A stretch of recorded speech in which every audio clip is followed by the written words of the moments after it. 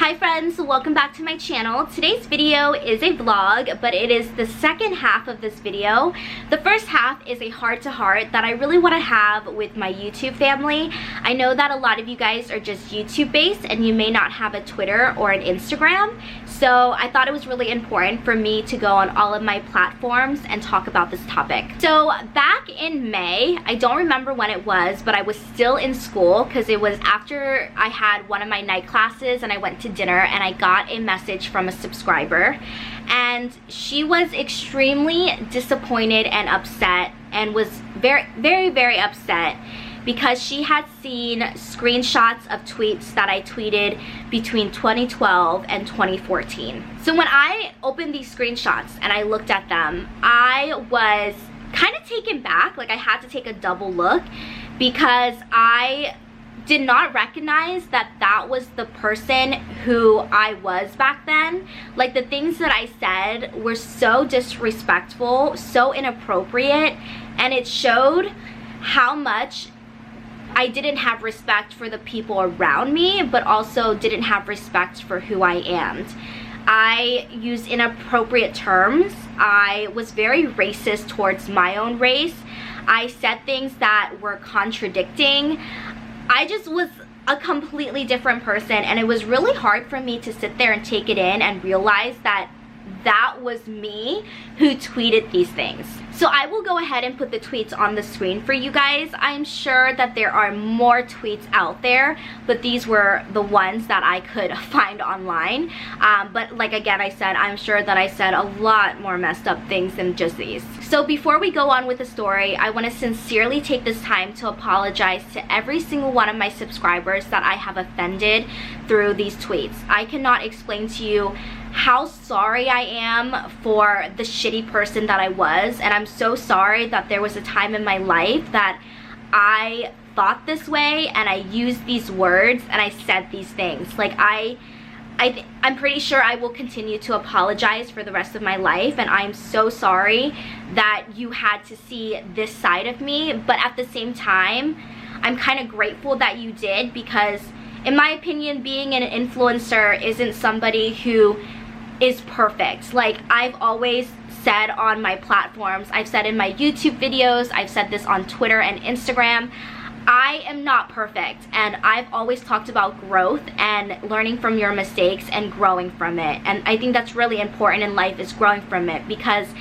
I know that I have a rough past. I did very shitty things because I was a very shitty person who was mad at the world. I hated life, I hated myself, and that person is the complete opposite of who I am today. And I'm glad that I can look back and see how much I've grown through the years. You know, it's been 6 or 7 years, and I have seen myself grow so much. And I'm sure that 6 and 7 years from today, I'm gonna look back and be like, why did you do that when you were 24? Like, you know, I'm gonna still continue to grow and continue to make mistakes and continue to learn from them and grow from them. I feel like every mistake you make is a chance for you to grow.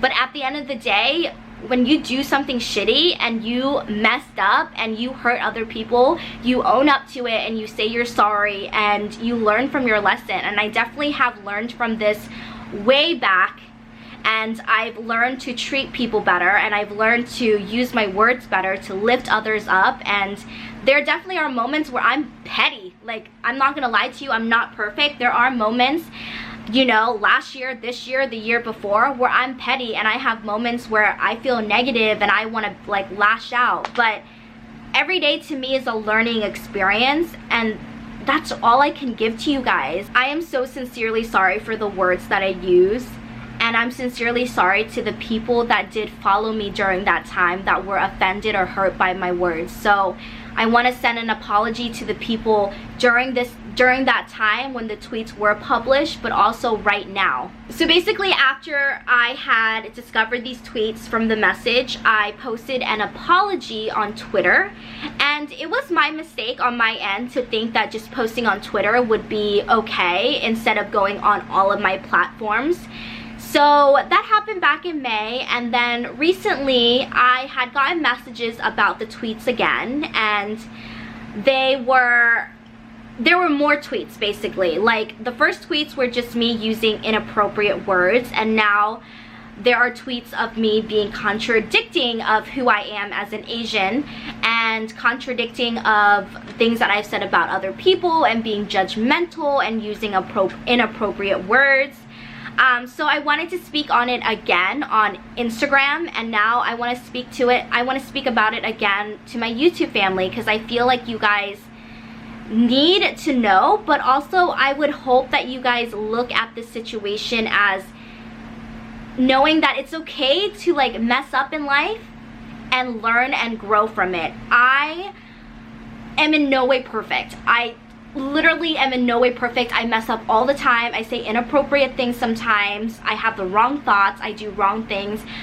But one thing that's really important to me is always learning from my mistake and growing from it. So I want to take this moment and really look at each and every single one of the tweets that I have with you guys, and just really kind of dissect it and have a moment of reflection, because I feel like that's really important. When you make a mistake or you do something messed up, don't just like, oh, you know, like it's over with, like it's not a problem, oh, I've learned from it, like I know that was bad, like whatever, you know. That's not how, well, that's not how I do it. Like you have to really sit down, maybe with somebody that, you know, is close to you, or just sit down with yourself, which is really important, because a lot of mistakes are about self-reflection and growing. So sit down and face them. Like figure out what you did wrong, ways that you can fix it. Like there were even mistakes that I made last year or the year before, and I sit down now and I'm like, I could have handled that situation way differently, and there could have been a different outcome. So I feel like there's always a lesson learned behind every mistake, but the first step is you always have to face it first. So the first sets of tweets that I have here, I do remember that that was an inside joke, calling my friends Snickers, but also using the F word. I can't tell you the last time I used that word, but I remember using it during this time because I thought it was cool. And I thought that it was like funny in a way. I don't know. I thought it was cool to like call my friends that, and like kidding, like in a kiddingly way. Like we thought it was like an inside joke or something. Let's see. Some girls are retarded, I swear. How stupid can you be? Wait, don't answer that. That's really funny because I was really stupid in these tweets. I don't even know who that is about, but I can take a really big guess that that is probably about my ex-boyfriend's current girlfriend at the time. So during the year of 2012 and 2013 and 2014, I was dealing with an ex-boyfriend that I wanted to be with, and he like didn't want to be with me, but instead he would like date other girls. And I was living in California at the time, and he was living back in Pennsylvania, and I would literally just go on Twitter and tweet reckless things, hoping that he would see them, or like subtweet and like start drama and start fights. Like I've gotten into like ugly fights on Twitter with girls that he dated back in that time. I just don't think that calling someone an FAG is an appropriate thing to say, even if it's a joke or not a joke. I just don't think that's a nice word.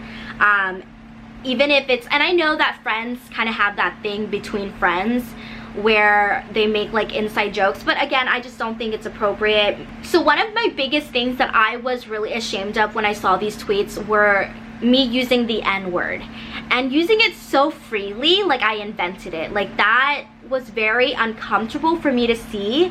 I thought that I was like really cool tweeting these song lyrics. Like I wanted to be like one of the boys. Like I wanted the boys to like retweet me and like comment back. Like I wanted to be one of them. And I just remember like I would like Google these songs because I like don't know lyrics. Like you can ask any of my friends, I don't know lyrics at all. So I would remember like Googling like the top current song, and like, but one thing I don't get is like, why would I think it's cool to use the N-word and like just use that section of the lyrics? It's just not appropriate. It's not something that I'm proud of, and I think that there's like a lot of meaning behind that, and I should have been more I should have been more respectful, but I wasn't, so I'm very ashamed of that.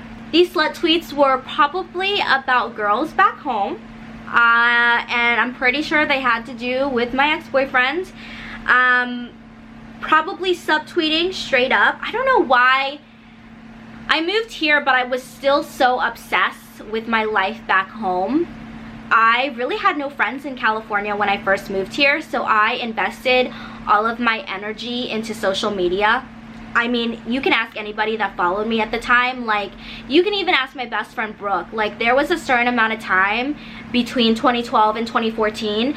Brooke and I were not friends for a year because she straight up was like, you've changed, like, you're a different person, like, what's going on with you? And I would just sit there and be like, I don't know what you're talking about, like screw you, basically.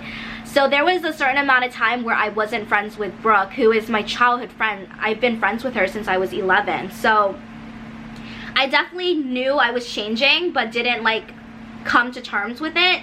And then my friends around me knew I was changing, and I lost a lot of friends during this time. But yeah, I would slut shame, I would judge people, I would subtweet, you know.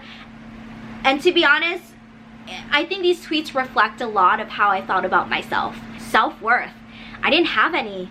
I think a lot of these tweets are a lot of self-reflection, and it reflected of who I was at the time and how I felt about myself. I wasn't happy with who I was, so I had to slut shame other people. I had to judge other people. I had to make sure that I bring other girls down. Like, I do remember the mindset I had at this time, and this was my way of feeling good about myself, was, hey, you're a slut, you know, like, if only you could keep your legs closed, things like that. I think that at the end of the day, inappropriate, again, shouldn't be tweeting these things. You shouldn't even be saying these things to other people. It's not even nice. But dang, I really hated myself to be able to say those things. Yeah, I think it says a lot about me.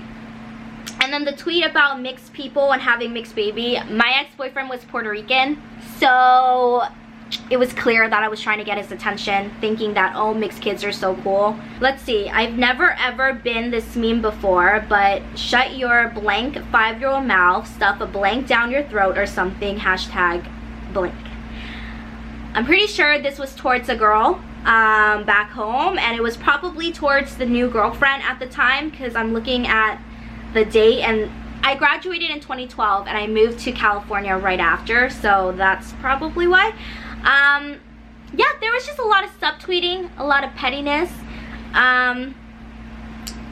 Dang, I don't know why I acted so tough on social media. Like, I don't understand why I needed to act like I was so tough, because I remember clearly the first year that I moved to California, I had no friends, and I was so upset, and I was in a really dark place, and I remember just like crying my eyes out and like calling my friends at the time and just crying my eyes out. So I don't know why I acted so tough. I think I just put on this like wall and this like kind of mask. And then moving on, I think the only reason I won't ever date an Asian guy is because I'm scared I might laugh if I ever saw his penis. That's very immature of me. Very, very immature. Who are you trying to fool with your blue contacts? You're Asian. That's funny because I wear blue contacts now, so that's contradicting myself. What's a 12-year-old Asian girl that's not a virgin? I'm pretty sure I googled that online and thought it was funny to tweet. I can't believe I just saw an Asian with blonde hair. There should be a rule that Asians can't do that and need to stop. Contradicting again, because I ended up getting blonde hair like 3 years later. Not your typical Asian. I actually have a social life. I had zero social life in 2013. These tweets really show me that you can have any life you want on social media, and you can do absolutely anything behind a screen, and there's like a different life. Because I remember, like, my life was, I didn't walk around the house like screaming the N-word and calling people the N-word and being racist and slut shaming, and like, I didn't do that in real life. Like, so these tweets make me feel really uncomfortable. They make me cringe, and I am very grateful that this was brought up and these resurfaced, because it was kind of like a moment where I was like, wow, I was really messed up and I was a shitty person, and that's disgusting of what I did, and I'm sure that I'm gonna lose subscribers that don't agree with what I did and subscribers who don't support this. But at the end of the day, I don't need you guys to accept my apology, but I just hope that you appreciate it, because I know that we are all brought up in a different way where certain things are more offensive to us than others. And I know that I've gotten a lot of comments that say, you know, you were 18, you were 19, you were 20, like, you had common sense, you were smart. And to be honest, I should have. Like, I was very stupid in those days. I did very messed up things, and I don't know if I like lashed out on the world and changed because I wasn't happy with who I was at the time or happy with my life, that I had to go on the internet and ruin other people's lives. Like, that's what I did, and I can't do anything now. It's in my past. Like, all I have done from it is grow from it. You know, it's in the last 6 or 7 years I've grown so much, and that's all that I can give to you guys, is hopefully you can look at this and see how much I've grown in front of your eyes. Eliminate my words, eliminate everything else, just see how much I've grown, and that's all I want, and that's all I appreciate. Like, I don't want you to forgive me or, you know, fully accept this apology, but I just hope that you appreciate it and know that I am sincerely sorry for the person that I was. I know that most of us have all made some type of mistake in our past. Maybe your mistake isn't as bad as mine. Maybe you weren't as stupid as mine, but I hope that we can all learn from it, and I definitely have learned from mine, and I continue to grow every day. And yes, I continue to make mistakes every single day. I learn new things every day. I am constantly growing, and I hope that one day when I have kids of my own, I can be able to raise them better and teach them things that I've learned throughout my life as well. So hopefully this video wasn't too long, but I think it is long, but I'm very glad that I got to sit down and have a heart-to-heart with you guys. I think it was really important, and I hope that you took something from this, whether it's positive or negative. I'm very happy that you sat there and watched this video. And you know, I know as an influencer, I have an influence, and I just want people who watch me, whether you're young or you're in your 20s or you're older, just know that the people that you watch online are humans too, and they have messed up. They've made mistakes. We're not perfect. Just because you guys see pretty pictures online and doing fun things in vlogs doesn't mean that everything's perfect when the camera shuts off. These are human beings. They make mistakes, and they've done things in their past that are not proud of, and they're growing every day, or at least I hope they're looking at their mistakes and growing every day. My platform is extremely important to me, and I've made it a priority since the day I started to spread nothing but positivity. And I definitely have moments where I said I'm petty and I'm negative. There are definitely moments like that, but overall I want to be positive, and I want to set a good example for people watching me.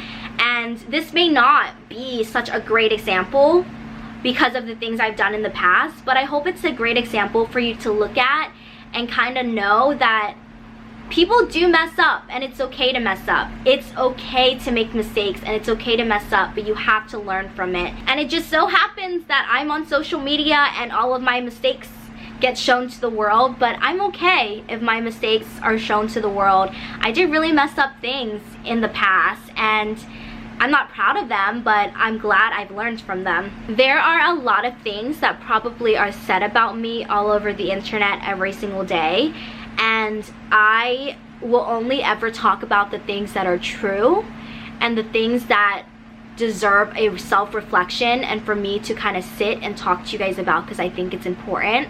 And this topic was one of them. So I hope that you really took in this moment and kind of had a heart-to-heart with me. I really appreciate your time. And okay, now you guys can watch the vlog. This first part was very, very long, but I love you guys. I'm again extremely sorry, and I look forward to reading your comments down there and kind of just continue our conversation down in the comments. But I will see you guys in the next video. I love you so much. Bye. Hi friends, welcome back to a new vlog. I am quickly going to get ready because I'm going to have lunch with Remy, and I'm just gonna do a really easy non-existent face basically. because we're just having lunch, and then I'm gonna run some errands, and then we're gonna go see our friend April.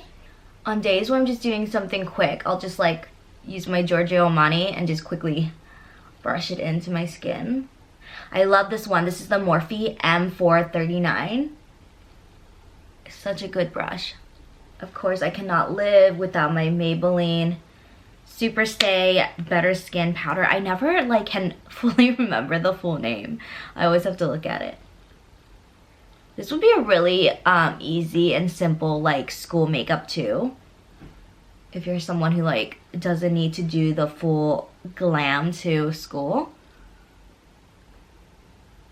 Which is totally me, because like when I was in high school, I feel like I tried really hard freshman year.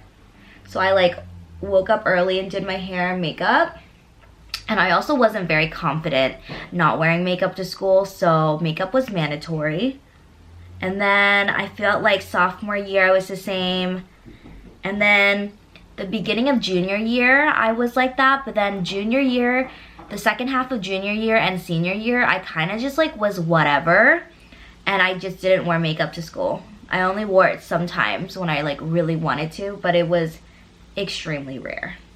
I wasn't very confident, so makeup was very mandatory, but this powder is so good, you guys. I'm gonna go in with Too Faced Sweetheart Bronzer real quick. Add a little color in those side of the face. I always like go heavy-handed with this, and I look so tan after, so we're trying not to do that. And honestly, days where I don't wear makeup, Luminoso by Milani Cosmetics is my go-to blush, because it gives me really nice, like, you see that little bit of glow. So if you have texture on your face, you're not gonna like this. Sometimes I'll have texture like right here, but I'm telling you guys, that new skincare, my face has been looking like butter lately. I think Cooper's waiting for me out here. Where are you? Oh, man. Come on. Cooper! This is what I'm wearing to lunch. It's this cute little romper from Fashion Nova, and it's so stretchy and comfortable. I got this a few months ago, so I'm not really sure if it's still available, but it's so cute. Hello. Hello there. I missed you. So we're at Corner Bakery. Salad. Look how good this is. Guys, you have to try the pasta prime or whatever it's called. It's so good. I like the little squigglies noodles. They're fun. Hi, baby. Hi. Did you miss mommy? Yeah? You miss mommy? I miss you too. I miss you so much. So much. So much, baby. Oh, kissies, kissies. Come here. Come on. Wanna sit up here? Okay. Oh, so cute. Oh, I love you too. I love you. Koopy. I got so many questions when I posted this on Instagram.